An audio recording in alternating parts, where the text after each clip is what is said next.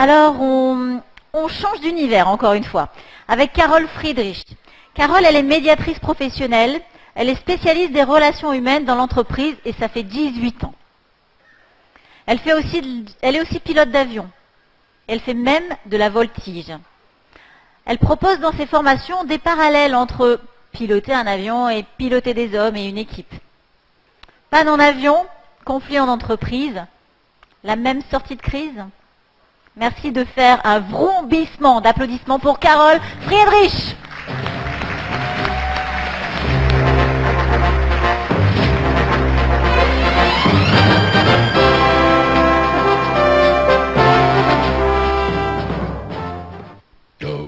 Toujours là. Je décolle de Colmar. Alors rassurez-moi, même à Nice, on sait où est Colmar. En Alsace, j'espère.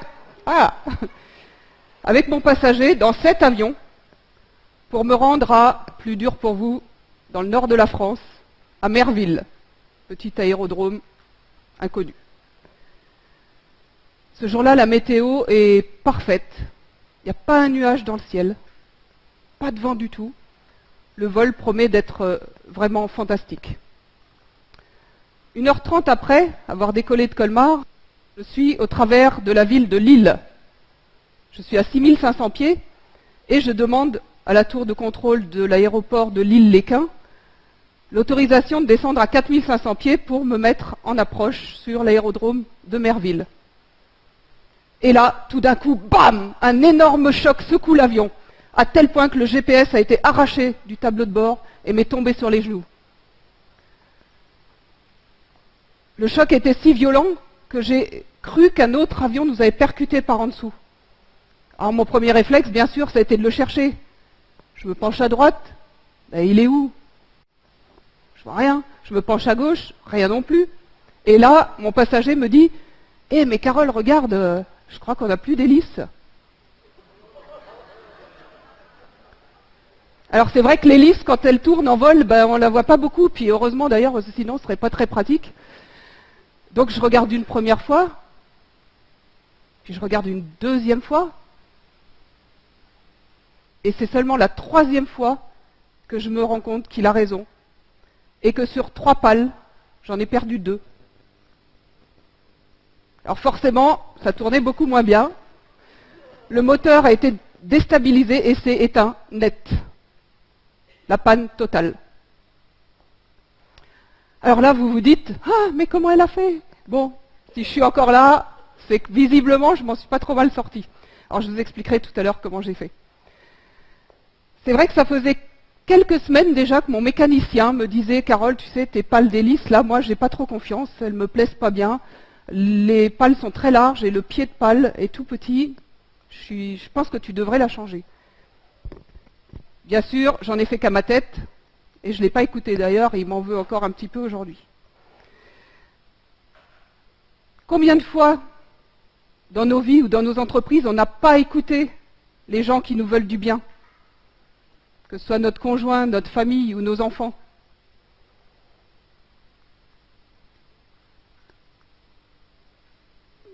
J'ai un trou.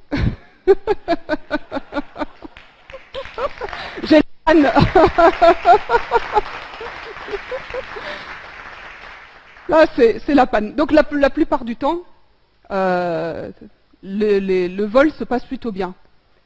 Mais parfois, la météo se dégrade, le ciel s'obscurcit à l'horizon, des turbulences commencent à secouer la carlingue, et là, eh bien, on gère, on réduit les gaz, on change de trajectoire, même on va atterrir sur un terrain autre que celui qu'on a eu prévu au départ, en attendant de rejoindre notre destination.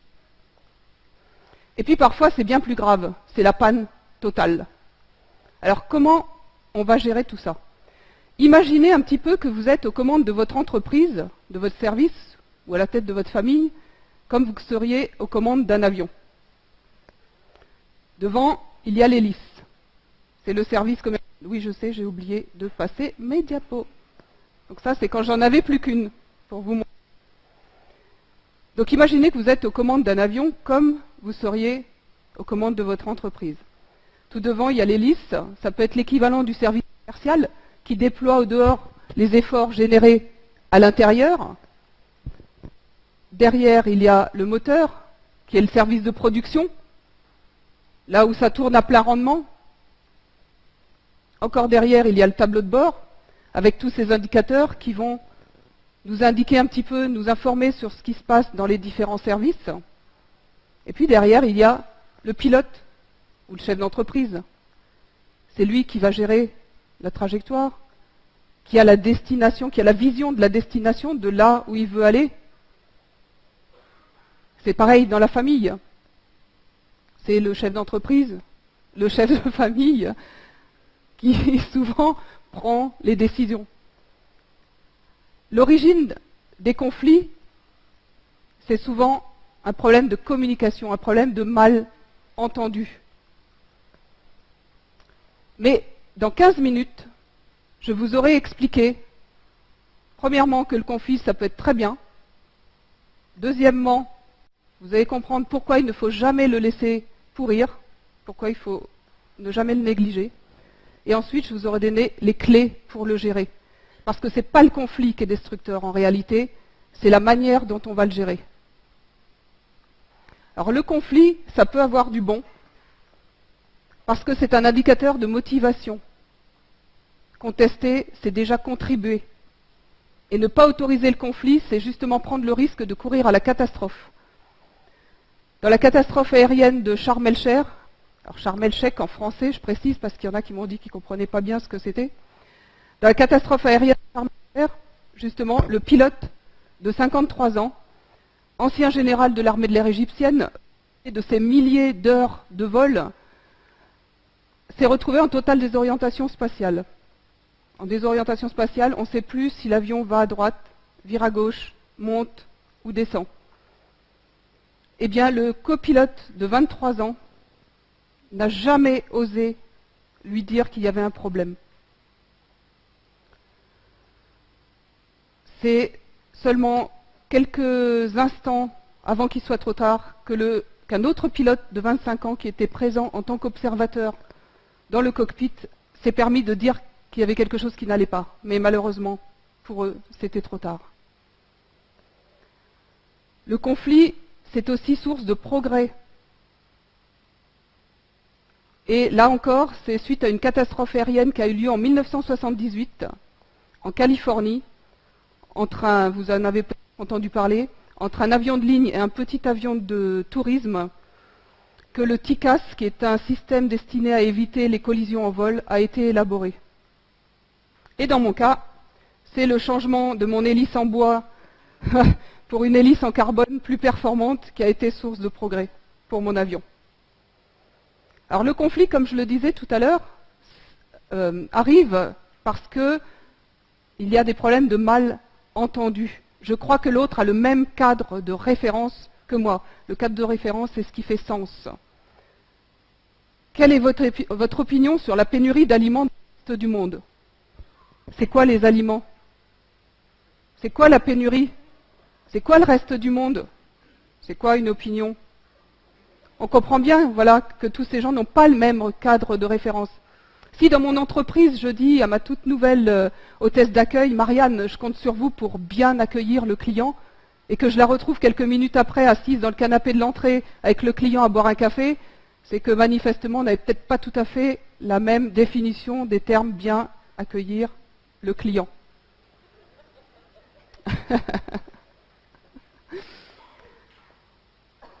Le conflit dans l'entreprise, plus particulièrement, son origine est due au manque de reconnaissance. Je ne suis pas entendu pour ce que je suis pas entendu, je ne suis pas reconnu pour mes contributions. Mon patron me dit uniquement quand c'est pas bien, et on ne vient jamais me dire quand c'est bien. Et puis, souvent, on ne connaît pas le rôle des uns et des autres dans l'entreprise. On ne sait pas qui doit faire quoi. Et l'open space, alors ça, l'open space pour moi c'est open stress. Il y en a qui sont en train de téléphoner pendant qu'il y en a d'autres qui doivent se concentrer. C'est terrible, dégâts que fait un open space. Il y a des endroits où j'ai vu des gens travailler en open space, le dos tourné à la porte d'entrée et qui ne voyaient arriver leurs collaborateurs que quand ils étaient déjà sur leur bureau. très générateurs de tensions et de conflits dans les entreprises, les open space. Alors le conflit, il ne faut jamais le laisser pourrir. Souvent, moi j'entends des managers qui me disent « Ouais, c'est bon, j'ai rien vu, ils sont grands, ils se débrouillent, ça va passer tout seul. » Non, il ne faut jamais le laisser pourrir, parce que le pourrissement, c'est la première cause de conflit. Ça transforme une divergence de point de vue en affrontement ouvert. Le conflit, c'est générateur de stress, de perte de rentabilité dans l'entreprise, et puis parfois même de départ de certains collaborateurs à forte valeur ajoutée. C'est tout à fait dommageable. Et puis surtout, le groupe regarde la façon dont vous allez gérer le conflit. Et si je ne fais rien, les autres vont se sentir autorisés à faire la même chose que les gens que j'ai laissés faire. Je suis intervenue il n'y a pas très longtemps dans une entreprise où il y avait un service de 15 personnes. On m'a fait intervenir pour un conflit entre 2 personnes. Et au final, je me suis rendu compte que le manager n'était pas là, il n'y avait pas de pilote dans l'avion ou de pilote dans le bateau. Et que, en fait, ce n'était pas un conflit qu'il y avait dans l'entreprise entre 2 personnes, c'était de multiples petits foyers de conflits qu'il y avait uniquement dans ce service. Et je ne suis pas allée voir dans les autres. Donc ne jamais laisser pourrir le conflit. Pour ça, je vous invite à utiliser les outils de la médiation. La première clé, c'est la communication. La communication avec une méthode que j'appelle la méthode ETC. Alors c'est facile, c'est comme etc. Jusque-là, tout va bien. C'est pour que ce soit plus impactant. Le E, c'est l'écoute. Je dois d'abord écouter l'autre et comprendre ce qu'il me dit de son point de vue avant de lui exposer le mien. Et puis la nature est bien faite, elle nous a donné 2 oreilles et une bouche, alors sachons les utiliser dans les mêmes proportions. T pour traduction. Traduction du cadre de référence de l'un à l'autre. En gros, c'est mettre les sous-titres sur ce que je dis, vous puissiez bien me comprendre, et c'est que vous mettiez les sous-titres sur ce que vous me dites pour que je puisse bien vous comprendre. Ensuite, le C pour construction. Quand une fois qu'on a bien écouté et qu'on a bien mis les sous-titres partout, eh bien on peut co-construire ensemble un avenir possible. Dans la gestion des conflits, il faut plutôt se focaliser sur l'avenir et parler de l'avenir que se figer, s'attarder sur les faiblesses du passé. Quand on est dans une logique d'affrontement, de procès, même s'il y en a un des deux auquel le juge a donné raison à la fin, il y a toujours 2 perdants. 2 perdants, quoi qu'il arrive. 2 perdants eu égard au coût du procès, à la durée de la procédure, et puis aux dégâts humains que ça fait, que ça provoque. Quand on est dans une logique de médiation, on se réapproprie son histoire, on ne donne pas le pouvoir à quelqu'un d'autre, un juge ou un arbitre, de décider pour nous quelle va être notre vie. On se réapproprie notre propre histoire. On a tout intérêt à être dans une logique de médiation, c'est vraiment gagnant-gagnant parce que les 2 parties vont construire ensemble les suites possibles.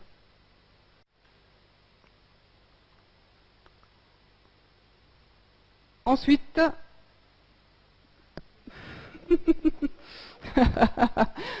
il faut surtout beaucoup s'entraîner. C'est pour ça que je vous ai laissé un peu le temps de comprendre.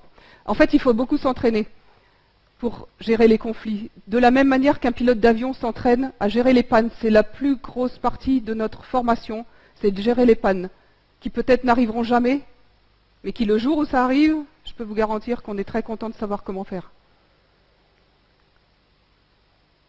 Dans mon cas, quand j'étais en panne, là, à 4500 pieds, j'avais plus de moteur, plus d'hélice. Eh bien, après les premiers moments de stupeur passés, où j'avoue, j'ai un petit peu perdu quelques secondes à comprendre déjà ce qui m'arrivait, parce que ne plus avoir d'hélice, c'est pas très commun pour un pilote d'avion. Donc le temps que ça monte jusqu'au cerveau, Après, j'ai simplement appliqué ce que j'avais appris pendant ma formation. Mettre mon avion en ligne de vol pour qu'il puisse planer le plus longtemps possible, rechercher le sens du vent, et puis, à ce moment-là, eh bien, un petit miracle s'est produit. Qu'est-ce qui s'est passé? J'ai vu l'aérodrome de Lens, à ma gauche, à exactement le bon écartement, incroyable, hein, pour me permettre d'atterrir en vol plané dessus. En réalité, ce jour-là, j'ai eu plusieurs petites chances inouïes comme ça, en l'espace de quelques secondes. Et je crois que là-haut, on n'a pas, on n'a pas voulu de moi. En fait, il y a eu...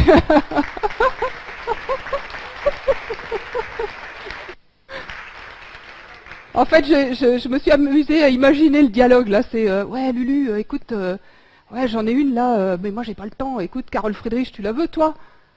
Et là, Lucifer qui dit, bah non, attends, une médiatrice dans mon enfer. Non, mais c'est n'importe quoi. Ici, ça bat son plein les conflits. Moi, c'est mon business, c'est mon fonds de commerce. J'en veux pas, moi, de ta médiatrice.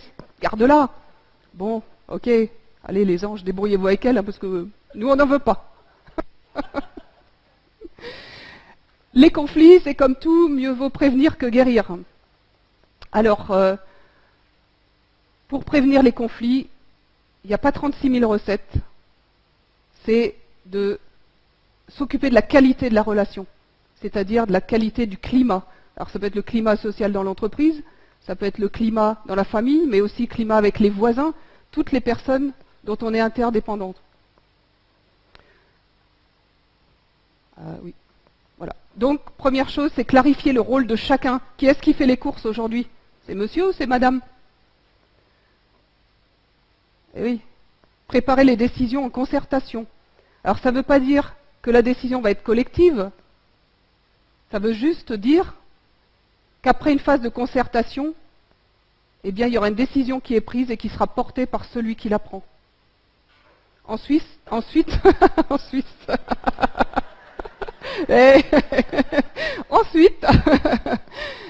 pour toutes les décisions importantes, il faut absolument rechercher le consensus. Alors ça peut être pour les vacances ou pour mettre le petit dernier à l'internat. Rechercher le consensus, ça ne veut pas dire qu'on ne fait que avec la majorité, mais ça veut dire que la minorité a pu être entendue. Et la minorité, le petit dernier, il n'a peut-être pas envie d'aller à l'internat. Encourager l'expression des désaccords et accepter la controverse, ça vous l'avez compris. Donc si le petit dernier n'a pas envie d'aller à l'internat, il a l'autorisation de vous le dire, mais peut-être qu'en même temps, il va vous donner une solution à laquelle vous n'aviez pas pensé. Et puis, vous avez compris donc que le conflit, premièrement, c'est bon. Ensuite, qu'il ne faut jamais laisser pourrir la situation, qu'il ne faut pas en avoir peur, et qu'il faut s'entraîner. Alors, moi, ce que je souhaite maintenant, c'est que vous osiez regarder le conflit sans crainte et que vous utilisiez son énergie pour créer des nouvelles perspectives dans vos entreprises et dans vos vies. Et quand vous serez dans la tourmente, n'oubliez jamais qu'un avion, ça décolle toujours face au vent.